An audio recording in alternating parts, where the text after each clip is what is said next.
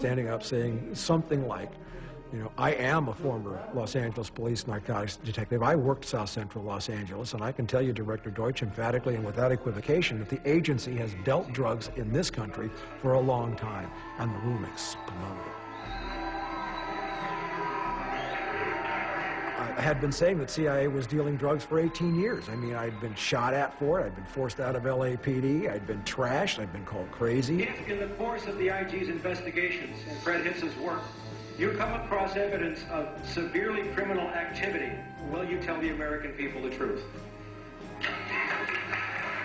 We will bring the people to justice and make them accountable. Like so often when they promise justice, there isn't any. It was whittled and tweeted down. There were some very mysterious deaths involved. Congressman Julian Dixon, who was at that meeting, had a very sudden heart attack, which led to the publishing of the first issue of my newsletter in May of 1998, From the Wilderness. I sat down and wrote a few pages out, like 8 pages, I think. I mailed it to 68 names.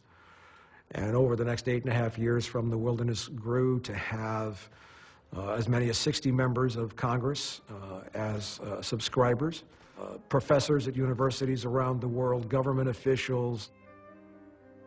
One of my first exposés after CIA and drugs was that I proved CNN was absolutely lying in something called the Tailwind Scandal of 1998, where CNN had correctly reported, their producer April Oliver had reported that CIA had used sarin gas in Laos during the Vietnam War, and Henry Kissinger authorized it. 4 different A-1 pilots who dropped the gas. In spite of what the Pentagon said. CNN, you know, rolled over. Henry Kissinger called. Oliver was fired. Pat Tillman series that I broke in my newsletter, all 7 parts, that was what broke the Pat Tillman expose that brought down 9 officers or got them disciplined. The government violated its most basic responsibility. But my economic predictions then, oh, we had it so right. Problems are several-fold behind the economic crash that is coming that will be nothing like we have ever seen before. In 2006, we said, get out of debt right now. Check your mortgage carefully, especially if you have an arm. Get into gold. Reduce debt as much as possible. Stay away from any kind of financing and heavy credit card. We issued a whole series of warnings. How many people have ever heard of the fact that they're trading pools of mortgage-backed securities, like mutual funds, but it's all mortgages? Those books are as cooked as the books on Enron. But it was like 11, 12 days after we issued that economic alert, in the middle of running the Tillman series, that our offices were burglarized. All 7 computers smashed, and a whole chain of events took place up there, which actually worked out okay, because I needed to evolve, and I have since then.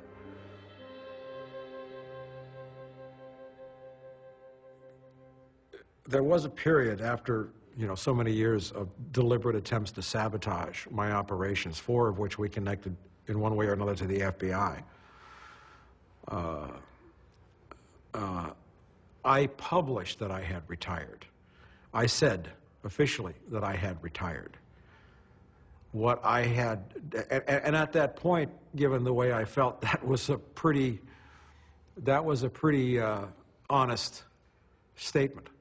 I didn't know that I would bounce back, or that there was a 3rd or a 4th wind to come inside of me. But that also is the image that I wanted out there, just to take the heat off me, at least until Bush and Cheney got out of the White House, because that's where the heat was coming from. From them personally, I mean, from their administration, or from the, you know, the people that ran the CIA, that ran the FBI, who was that pressure coming from? I have absolutely no doubt that Richard Cheney and Donald Rumsfeld took an intense personal interest in me and what my newsletter had published for all the years of the Bush administration. That's about as specific as I care to get.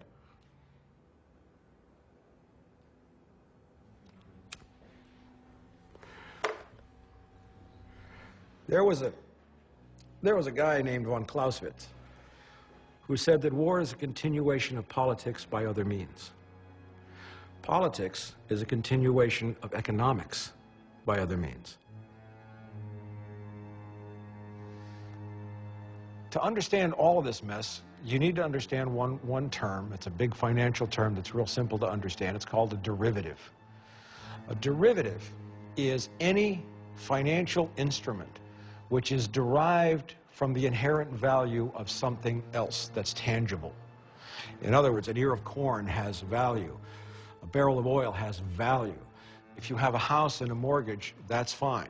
When you start doing mortgage-backed securities, packaging and bundling, that's called a derivative.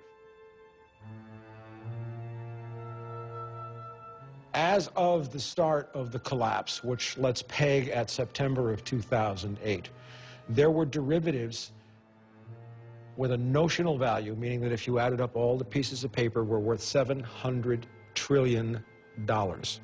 In other words, if they all cashed out at once, you would need to have $700 trillion in cash, and of course there isn't that much money.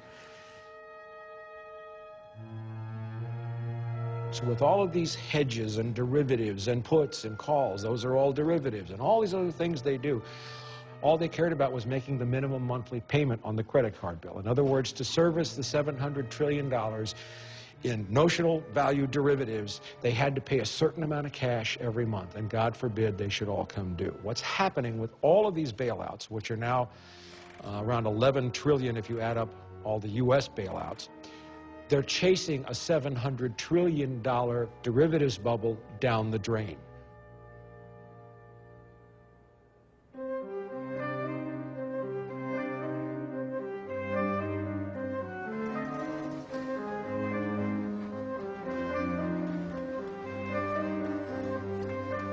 The people who have run the monetary paradigm, the economic paradigm, since money was first invented, have wanted to mystify it and to make everybody believe that only some expert could understand the mumbo-jumbo of the priesthood of money.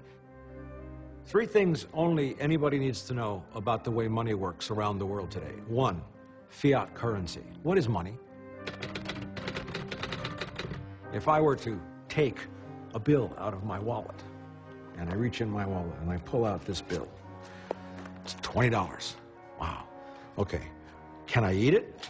Can I roll it up and chew it? Do I get calories and vitamins? No, I don't. Can I crumple it up, throw it in my gas tank? Is the car going to go anywhere? No, it's going to clog the fuel injectors, maybe. This is only a symbol. This doesn't mean anything. It's fiat. It's created out of thin air because somebody turned on a printing press. That's all it is.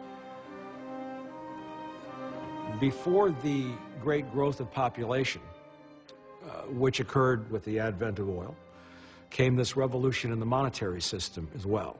There was a time when the pound sterling actually meant a pound of sterling silver.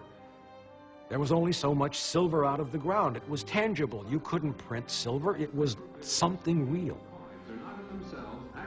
You cannot print any more money than there is energy to back it up.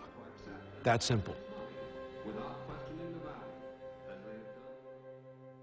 So we have fiat currency. Then we have something called fractional reserve banking.